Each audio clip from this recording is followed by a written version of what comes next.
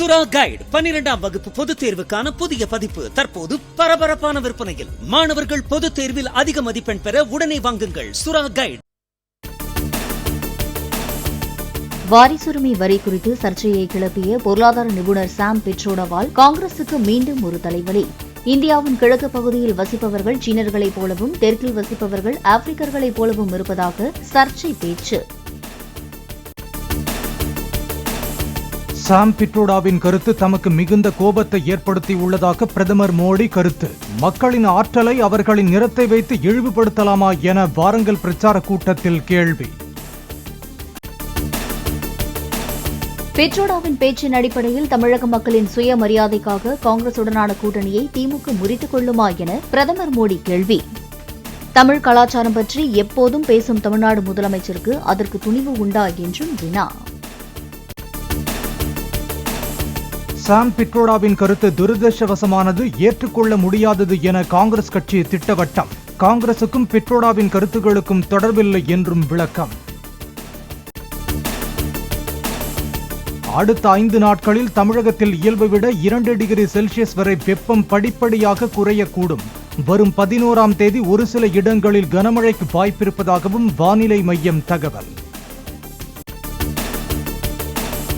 சென்னை மற்றும் புறநகரின் ஒரு சில பகுதிகளில் அடுத்த 48 மணி நேரத்திற்கு மாலை அல்லது இரவில் மிதமான மழை பெய்ய வாய்ப்பு. நீலகிரி, கோவை, திருப்பூர், திண்டுக்கல், ஈரோடு, கரூர், நாமக்கல், சேலம் மாவட்டங்களின் ஓரிரு இடங்களில் நாளை கனமழை பெய்யக்கூடும் என வானிலை மையம் தகவல். 3 ஆண்டுகளில் 3.5 லட்சம் கோடி ரூபாய் கடன் வாங்கி மக்களை கடனாளிகளாக ஆக்கியதுதான் திமுக அரசின் சாதனை என எடப்பாடி பழனிசாமி விமர்சனம். கடந்த 36 மாதங்களாக எந்த ஒரு புது திட்டத்தையும் செயல்படுத்தாமல் அதிமுகவின் திட்டங்களுக்கு ஸ்டிக்கர் ஒட்டி திமுக அரசு திறந்ததாகவும் குற்றச்சாட்டு. மாணவர்களுக்கு மாதந்தோறும் 1000 ரூபாய் வழங்கும் தமிழ் புதல்வன் திட்டம் இந்த கல்வியாண்டிலேயே தொடங்கப்பட உள்ளதாக தமிழ்நாடு அரசு தகவல். மாணவிகளுக்கு 1000 ரூபாய் வழங்கும் புதுமை பெண் திட்டத்தால் உயர்கல்வி படிக்கும் மாணவிகளின் எண்ணிக்கை அதிகரித்துள்ளதாகவும் விளக்கம். ஜெயக்குமார் தனசிங் உயிரிழந்ததற்கு 10 நாட்கள் முன்வரை அவரை செல்போனில் தொடர்பு கொண்டவர்களின் விவரங்களை சேகரிக்கும் போலீசார். வீட்டில் இருந்து 10 கிலோமீட்டர் சுற்றளவில் ஜெயக்குமாரின் கார் சென்ற இடங்கள் குறித்தும் சிசிடிவி காட்சிகளை ஆய்வு செய்து வருவதாக தகவல். நெல்லை கேபிக்கு ஜெயக்குமார் தனசிங் கூலிப்படையால் கொல்லப்பட்டிருக்கலாம் என்ற கோணத்தில் போலீசார் விசாரணையை துவக்கியுள்ளதாக தகவல். நெல்லை, தூத்துக்குடி, மதுரை, ராமநாதபுரத்தை சேர்ந்த கூலிப்படையினர் தொடர்பான தகவல்களை திரட்ட நடவடிக்கை. கேபிகே ஜெயக்குமார் தனசிங்கின் உண்மையான கையெழுத்தை உறுதி செய்ய முடியாமல் குழப்பம் ஏற்பட்டிருப்பதாக போலீசார் தகவல். முதல் 2 கடிதங்களிலும் தற்போது கிடைத்துள்ள பழைய கடிதம் ஒன்றிலும் வெவ்வேறு கையெழுத்துகள் இருப்பதால் சிக்கல். நெல்லை கரைச்சுத்துப்புதூரில் உள்ள ஜெயக்குமார் தனசிங்கின் வீட்டில் தடய அறிவியல் துறையினர் சோதனை. ஜெயக்குமார் பயன்படுத்திய அறை, அவரது அலுவலகங்களிலும் அவரது அலுவலகத்திலும் ஆதாரங்களை திரட்ட அதிகாரிகள் தீவிர ஆய்வு.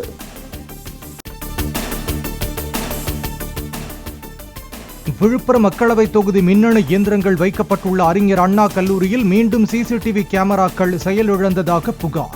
3ஆம் தேதி அனைத்து கேமராக்களும் மின் அழுத்தத்தால் செயலிழந்த நிலையில் இன்று காலை 2 கேமராக்கள் அரை மணி நேரம் செயல்படவில்லை என தகவல்.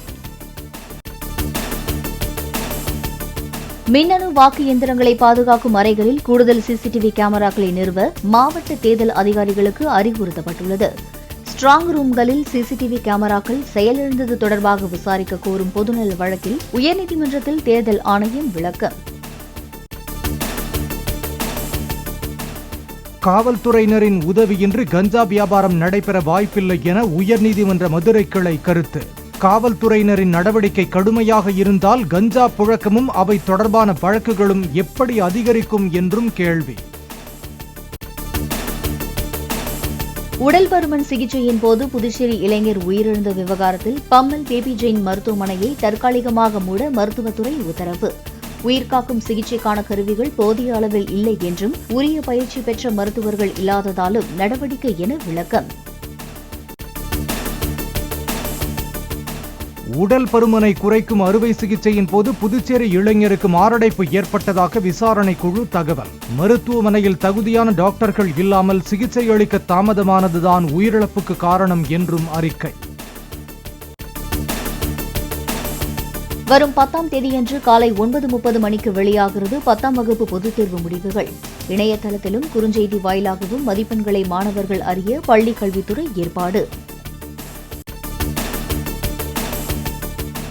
கலை அறிவியல் கல்லூரிகளில் விண்ணப்பிக்கும் போது எமிஸ் எண்ணை உள்ளீடு செய்யுமாறு இணையதளத்தில் கேட்கப்படுவதாக அரசு பள்ளி மாணவர்கள் தகவல். எமிஸ் எண் என்றால் என்ன என்று பள்ளிகளில் தெரிவிக்கப்படாததால் விண்ணப்பிக்கும் போது குழப்பம் ஏற்பட்டுள்ளதாக கருத்து. பாலியல் துன்புறுத்தலுக்கு ஆளானதாக கூறப்படும் பெண்ணை கடத்திய வழக்கு. HD ரேவண்ணாவை மே 14ஆம் தேதி வரை நீதிமன்ற காவலில் சிறையில் அடைக்க பெங்களூரு நீதிமன்றம் உத்தரவு.